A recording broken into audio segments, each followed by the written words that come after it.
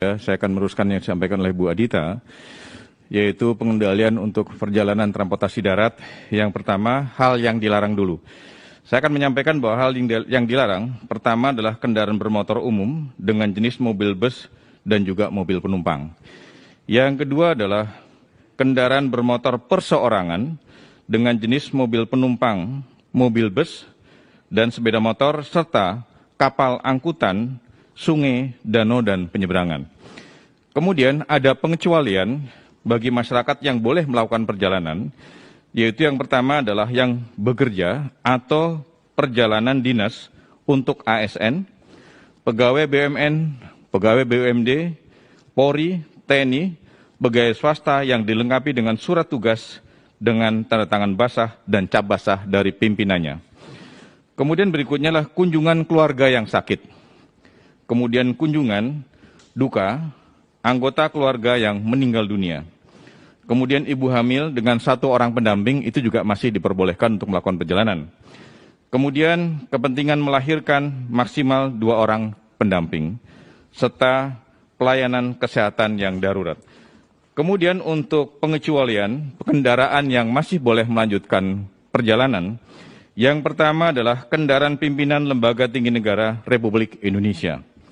Kemudian berikutnya adalah kendaraan dinas operasional berplat dinas, TNI, dan juga Polri. Kemudian berikutnya adalah kendaraan dinas operasional petugas jalan tol. Itu juga masih harus menjalankan tugas tentunya. Kemudian kendaraan pemadam kebakaran, ambulan, dan mobil jenazah. Kemudian mobil barang dengan tidak membawa penumpang. Jadi khusus hanya mobil barang yang membawa barang saja, bukan untuk membawa penumpang. Seperti kasus yang tahun lalu, banyak mobil barang yang digunakan untuk membawa penumpang, itu tidak boleh. Kemudian berikutnya, kendaraan yang digunakan pelayanan kesehatan darurat, ibu hamil, kemudian anggota keluarga intinya, itu juga akan mendampingi. Kemudian kendaraan yang mengangkut repatriasi pekerja migran Indonesia, warga negara Indonesia, dan pelajar mahasiswa yang berada di luar negeri, serta pemulangan orang dengan alasan khusus oleh pemerintah sampai ke daerah asal, sesuai dengan ketentuan yang berlaku. Kemudian sebagaimana disampaikan tadi oleh Ibu Adita, menyangkut masalah wilayah aglomerasi atau lingkungan perkotaan. Jadi untuk kawasan perkotaan, ada beberapa daerah yang sudah kami skip di dalam peraturan Menteri Perhubungan tadi, yang masih boleh melanjutkan atau melakukan kegiatan pergerakan, adalah yang pertama untuk wilayah aglomerasi Medan, Binjai, Deli Serdang, dan Karo. Kemudian berikutnya untuk wilayah aglomerasi atau wilayah perkotaan Jabodetabek, kemudian Bandung Raya, kemudian Semarang, Kendal, Demak, Ungaran, dan Purwodadi. Kemudian berikutnya Jogja Raya, Solo Raya, kemudian Gerbang Kertosusilo atau Gresik, Bangkalan, kemudian Mojokerto, Surabaya, dan Sidoarjo.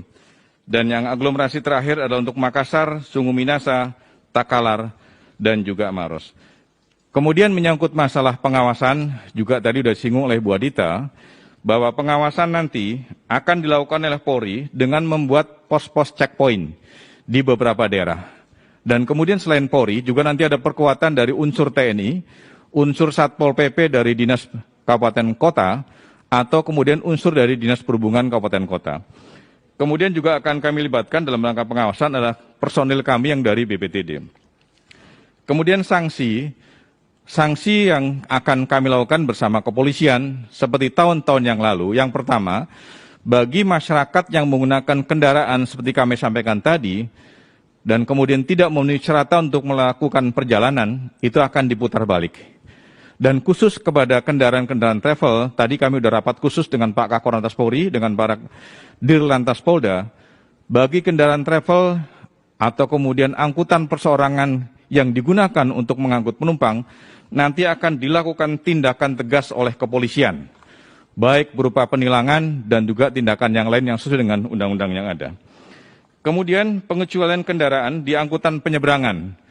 Di angkutan penyeberangan untuk penyeberangan Merak, Bakauni, Ketapang, Gilimanuk, Padang Bayalembar, Kayangan, Potatano, dan juga penyeberangan yang lain yang masih boleh untuk diangkut dengan menggunakan kapal penyeberangan kapal Roro. Yang pertama adalah kendaraan pengangkut logistik atau barang kebutuhan pokok. Berikutnya adalah kendaraan pengangkut obat-obatan dan alat kesehatan, kemudian kendaraan pengangkut petugas operasional, dan juga petugas penanganan COVID-19, serta kendaraan pemadam kebakaran, ambulan, dan juga adalah mobil jenazah.